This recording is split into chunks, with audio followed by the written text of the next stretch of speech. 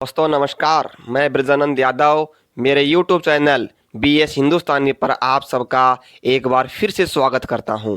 भाद्रपद शुक्ल चतुर्थी महासिद्धि विनायकी कहलाती है। इस दिन गणपति बप्पा मोरया की आवाज़ जगह जगह सुनाई देती है। मोरया यानी नमस्कार। इस दृष्टि से गणपति बप्पा मोरया का अर्थ गणपति बप्पा को नमस्कार होता है। मेरा भी गणपति के श्री चरणों में बार बार नमस्कार। आज हम इस वीडियो में भगवान गणेश से लीडरशिप, नेतृत्व और एक नेता में कौन कौन से 11 गुण होने चाहिए जो हमारी लीडरशिप को सही मार्गदर्शन देकर हमें और समाज को सही राह दिखाएं, इसका अध्ययन करेंगे। अगर आपने अभी तक हमारे चैनल को सब्सक्राइब नहीं किया है तो पहले सब्सक्राइब करें और बेल आइकन को प्रेस करें ताकि इसी तरह की जीवन उपयोगी वीडियो का नोटिफिकेशन आप तक सबसे पहले पहुंच सके। तो आइए शुरू करते हैं। भगवान गणेश से सीखने योग्य पहला उपदेश है गणपति। गणपति यानी समूह का पति या नेता। वह गुणपति भी होना चाहिए। एक लीडर और नेता में कौन कौन से गुण होने चाहिए, ये गणेश जी के स्वरूप द्वारा ही पता चलता है। गणपति के पास बाह्य सौंदर्य न होने पर भी आंतरिक सौंदर्य का वैभव भरा हुआ है। दूसरा उपदेश है लीडर को बुद्धिमान होना चाहिए। गणेश जी का सिर हाथी का है। अन्य किसी प्राणी का सिर न रखकर हाथी का सिर उनके धड़ पर बिठाने में एक विशेषता है। हाथी सभी प्राणियों में सबसे अधिक बुद्धिमान है।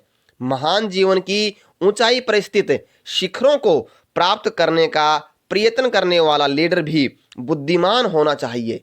एक बुद्धिमान लीडर या नेता ही समूह या समाज को योग्य मार्गदर्शन देकर सच्ची राह पर ला सकता है। यदि लीडर निर्बुद्धि हो तो कैसे काम बनेगा। तीसरा उपदेश है बड़े कान उत्कृष्ट श्रवण भक्ति को सूचित करते हैं। हाथी के कान सूप यानी छाछ जैसे हैं। सूप का गुण क्या है? सार सार को ग्रही लियो थोथा दे उड़ाए। सूप छिलके को फेंककर अन्न को ही अपने पास रखता है। ऐसे ही लीडर को बातें सबकी सुननी चाहिए, लेकिन उनमें से सार ग्रहण करके अन्य बातों को छिलके की तरह उड़ा देना चाहिए। चौथी सीखने योग्य बात है गणपति की हाथी जैसी छोटी आंखें मानव को जीवन में सूक्ष्म दृष्टि रखने की प्रेरणा देती है।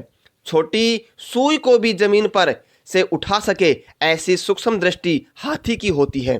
मानव को भी अपनी दृष्टि सूक्ष्म रखनी चाहिए और जीवन में अनजाने घुसने वाले दोषों को रोकना चाहिए। हाथी की छोटी आंखें दीर्घ दृष्टि की भी सूचक है। इस दीर्घ दृष्टि से हाथी व्यक्ति का भविष्य पढ़ सकता है। ऐसा ही दीर्घ दृष्टि एक लीडर की होनी चाहिए। पांचवी बात है दूरदर्शिता।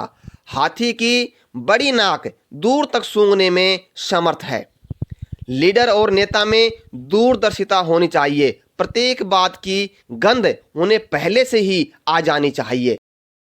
छठी विशेषता है गणपति के 4 हाथ। एक हाथ में अंकुश, दूसरे हाथ में पास, तीसरे हाथ में मोदक और चौथे हाथ में आशीर्वाद है।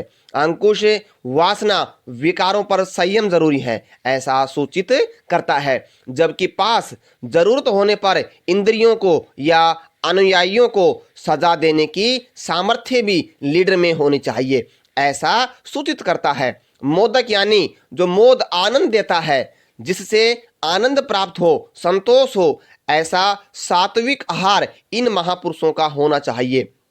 मोदक तत्व ज्ञान का प्रतीक है। मोदक बाहर से चाटने पर फीका लगता है, वैसे ही तत्व ज्ञान भी ऊपर ऊपर से और बाहर से चखने वालों को फीका लगेगा, परंतु उसका भीतर का सार भाग मधुर होता है। जो अपने कर्म के फल रूपी मोदक प्रभु के हाथ में रख देता है, उसे प्रभु आशीर्वाद देते हैं, ऐसा चौथे हाथ का सूचन है। सातवीं सीखने योग्य बात है लंबोदर अर्थात बड़े पेट वाले। सबकी सुनी हुई बातें अपने विशाल पेट में समाविष्ट कर रखनी है। इस बात का सूचन उनका बड़ा पेट करता है। संक्षेप में मानव गागर पेट नहीं सागर पेट होना चाहिए। एक अच्छे लीडर की पहचान होती है कि वह सागर की तरह अपने पेट में अनंत बातों को समाविष्ट करने की शक्ति उसमें होनी चाहिए। 8वीं विशेषता है छोटे पैर। गणपति के पैर छोटे हैं, इसलिए शायद वे जल्दी से दौड़ नहीं सकते। उतावला सो बावरा, धीर सो गंभीर, इस कहावत का पाठ सिखाता है। कोई भी कार्य करने में उतावलापन नहीं होना चाहिए। जिस तरह खरगोश और कछुए की शर्त में कछुआ जीत जाता है, उसी तरह धीरे धीरे कार्य में आगे बढ़ने वाले का कार्य सुदृढ़ और सफल बनता जाता है। बुद्धिमानों के पैर हमेशा छोटे होते हैं, यानी वे खुद नहीं दौड़ते बल्कि अपनी बुद्धि से दूसरों को दौड़ाते हैं। 9वीं विशेषता है गणेश जी का वाहन चूहा है, विष्णु का वाहन गरुड़, शंकर का वाहन नंदी। ये सभी इतने विशालकाय वाहन हैं कि वे हमारे दरवाजे तक आकर रुक जाते हैं, घर में प्रवेश नहीं कर सकते। जबकि गणपति का वाहन ऐसा है कि कोई भी उन्हें घर के भीतर ले जाता है। महापुरुष के साधन ऐसे छोटे और नम्र होने चाहिए कि जिससे वे घर घर में प्रवेश कर सकें, सभी को प्रिय हो सकें। दूसरी एक व्यवहारिक नीति भी चूहे से सीखनी चाहिए। वह काटता जरूर है लेकिन फूंक कर, इसलिए किसी को उसकी भनक तक नहीं लगती। एक लीडर को किसी समय कटु कहने का समय आए तो उसे ऐसी वाणी में कहना चाहिए कि सुनने वाले को बुरा नहीं लगे और अपना काम भी बन जाए।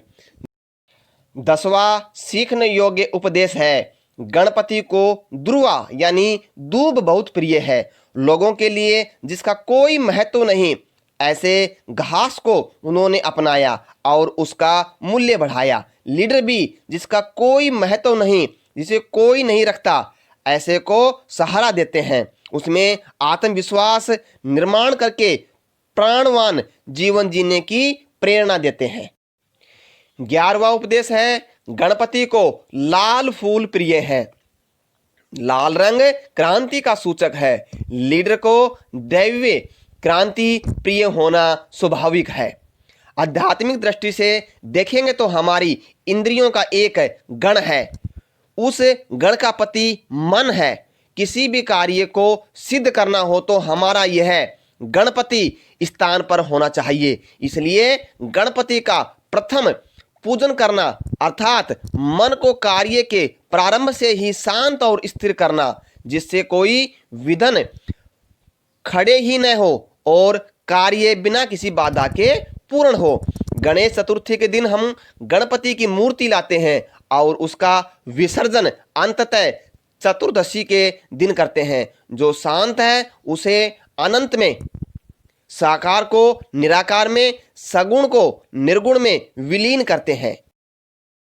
इस वीडियो को कम से कम 10 लोगों में 5 ग्रुपों में शेयर जरूर करें। व्हाट्सएप, फेसबुक, इंस्टाग्राम आदि जहां आप चाहें वहां पर शेयर करें, क्योंकि आपकी वजह से किसी लीडर या नेता के जीवन में सही नेतृत्व करने का मार्ग प्रशस्त हो सकता है।